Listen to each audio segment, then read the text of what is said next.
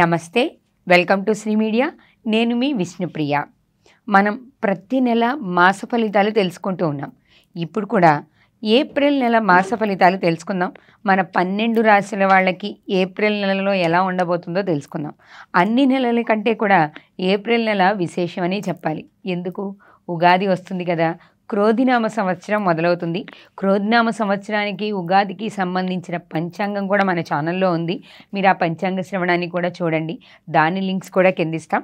అలాగే ఇప్పుడు ఏప్రిల్ నెల యొక్క మాస ఫలితాలు తెలుసుకోబోతున్నాం. మనతో పాటు ఉన్నారు గురువు గారు రవీంద్రనాథ్ సిద్ధాంతి గారు, వాస్తు జ్యోతిష్య పండితులు. చాలా వీడియోస్ చేశాం గురువు గారితో. ఇప్పుడు మాత్రం మన ప్రేక్షకుల కోసం ఏప్రిల్ నెల మాస ఫలితాలు 12 రాశుల వాళ్ళకి ఎలా ఉందో గురువు గారి మాటల ద్వారా తెలుసుకుందాం. నమస్తే గురువుగారు. నమస్కారం తల్లి. మీరు ఇప్పటివరకు ఉగాది పంచాంగం చెప్పారు, చాలా విషయాలు చెప్పారు మన ప్రేక్షకుల కోసం. ఇప్పుడు మనం ఏప్రిల్ నెలలో మాస ఫలితాలు, మనం ఇంతకుముందు చెప్పుకున్నట్టు మనకి 12 రాశులు ఉన్నాయి కదా, ఈ 12 రాశుల వాళ్ళకి మాస ఫలితాలు అనేవి వేరుగా ఉంటాయి కదా గురుగారు. ప్రతి మాసంలోనూ ఫలితాలు మారుతూ ఉంటాయి కదా. ఇప్పుడు మనం ఏప్రిల్ నెల వాటి గురించి తెలుసుకుందామా గురుగారు? దైవ ప్రార్థనతో తప్పకుండా గురుగారు. ఏప్రిల్ నెల మాస ఫలితాల్లో 4వ రాశి అయిన కర్కాటక రాశి వారికి ఈ నెలలో ఉందో తెలియజేస్తారా గురుగారు? తప్పకుండానమ్మా. కర్కాటక రాశి జల సంబంధితమైన రాశి. వీరికి ఎక్కువగా అంటే ఈ 12 రాశుల్లో వీళ్ళకి ఎక్కువగా ఈ జలుబు లాంటి శ్లేష్మ సంబంధిత వ్యాధులు ఎక్కువగా ఉంటాయి వీళ్ళకి. కాబట్టి వాటి నుండి కొంచెం దూరంగా ఉండాలి. అంటే వీళ్ళు చలికాలము వానాకాలము కొంచెం ఆరోగ్యంపై ఎక్కువ శ్రద్ధ ఉంచుకోవాలి. కొంచెం వేడి వాతావరణంలో ఉండేటువంటి అవకాశం ఉండాలి. తర్వాత వీళ్ళు ఒకవేళ ఏసీకి అలవాటు అయ్యారు అనుకోండి, వీళ్ళు ఏసీ లేకపోతే కూడా వీళ్ళకి ప్రాబ్లం అవుతుంది. అంటే ఈ కర్కాటక రాశి పరిస్థితి. ఇక ఈ మనకు ఏప్రిల్ మాసంలో కర్కాటక రాశి వారి పరిస్థితి చూసుకున్నట్టయితే, కర్కాటకం మీనం, మనకు మిథునంలో కర్కాటకం, తర్వాత సింహం, కన్య, 3వ ఇంట్లో కేతు ఉన్నాడు. అంటే 3వ స్థానం అన్నదమ్ములు, అక్క చెల్లెళ్ళ స్థానం. దాదాపు ఎదుటి వాళ్ళు ఏమనుకున్నా ఎట్లనుకున్నా కొంచెం అన్నదమ్ములతో అక్క చెల్లెళ్ళతో అలాంటి వరసలు ఉన్నటువంటి వాళ్ళతో, చిన్నాన్న పెద్దనాన్న వాళ్ళ పిల్లలతో కానీ గొడవలు పడకుండా కొంత జాగ్రత్త పడాల్సిన అవసరం కర్కాటక రాశి వారు. తద్వారా ఈ కర్కాటక రాశి వారి ఇళ్లలో ఏవైనా శుభకార్యాలు జరిగినప్పుడు వీళ్ళ తప్పు ఏమీ ఉండదు. అకారణంగా వీరు కలహానికి గురై అవమానానికి గురయ్యే అవకాశాలు మెండుగా కనబడుతున్నాయి. కాబట్టి చాలా మటుకు వీళ్ళు ఎంత ఓపికగా ఉంటే వీళ్ళకి ఏప్రిల్ 17 తర్వాత అంత గౌరవం ఉంటుంది. ఏప్రిల్ 17 వరకు ఓపికగా ఉండాలి. ఎందుకంటే రవి మారబోతున్నాడు. రవి మారేంత వరకు చాలా ఓపికగా ఉండాలి. రవి మార్పు వల్ల వీళ్ళకి మళ్ళీ కొంత బలం వచ్చేస్తుంది. అయితే ఈ చంద్రుడు 2 రోజులన్నరకు ఒకసారి మారేటువంటి గ్రహం కాబట్టి ఇది మళ్ళీ అందులో ఇది జల సంబంధిత రాశి, చరరాశి. అంటే ఒకే చోట ఉండే రాశి కాదు. అంటే వీళ్ళకి ఆలోచన తరంగాలు ఎప్పుడూ ఆలోచనే ఉంటుంది ఈ చరరాశి వాళ్ళకు. కాబట్టి ఈ ఆలోచనలు వీలైనంత వరకు తగ్గించుకోవాలి. ఇంకొక విషయం ఏమిటంటే, ఇంతవరకు ఒకవేళ భర్తతో భార్య దూరంగా ఎడబాటుగా ఉన్నటువంటి వాళ్ళు ఈ నెలలో కలిసే అవకాశాలు ఎక్కువగా ఉన్నాయి. అంటే ఏదైనా పని మీద విదేశాల్లో ఉన్నటువంటి వాళ్ళు, అమెరికా వేరే ఇతరత్ర వేరే దేశాలకు వెళ్ళినటువంటి వారు, కొత్తగా పెళ్ళయ్యాక వెంటనే ఒక 3-4 నెలలకే వెళ్ళిపోయినటువంటి వాళ్ళు ఈ నెలలో 99% భార్యాభర్తలు దగ్గర అయ్యే అవకాశాలు కనబడుతున్నాయి ఈ ఏప్రిల్ మాసంలో. కర్కాటక రాశి వాళ్ళు, అందులో ముఖ్యంగా అమ్మాయిలు అయినా అబ్బాయిలైనా కొంచెం అదృష్టవంతులే చెప్పుకోవచ్చు ఈ మధ్యలో. ఎందుకంటే ఈ విరహం, ఈ ఎడబాటు అనేది తగ్గుతుంది. అదొక సంతోషకరమైన విషయం. తర్వాత బంధువులతో జాగ్రత్తగా ఉండాలని చెప్పాను. ముఖ్యంగా శుభకార్యాల్లో చాలా జాగ్రత్తగా ఉండాలి. ఎందుకంటే వేరే ఎవరో చేసినటువంటి తప్పు వీళ్ళపై వచ్చే అవకాశం ఉంది. కాబట్టి ఈ ఫంక్షన్స్ అయినప్పుడు ఏదో ఒకటి అవుతూనే ఉంటుంది. ఎవడో ఒకడు వస్తాడు. అసలు ఏమంటారు చూడండి, మనకు సామెత ఉంది, ఏమి కయ్యం లేనిది వియ్యం లేదు అని.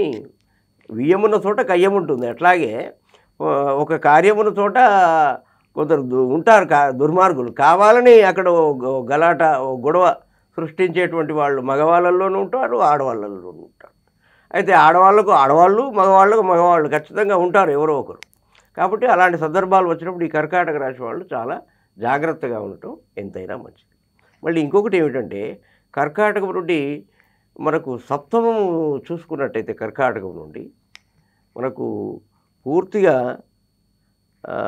ఏమవుతుందంటే మకరం అవుతుంది. కర్కాటకం నుంచి సప్తం. ఈ మకర రాష్ట్రాధిపతి అయినటువంటి శని కుజునితో కలిసి ఉన్నాడు.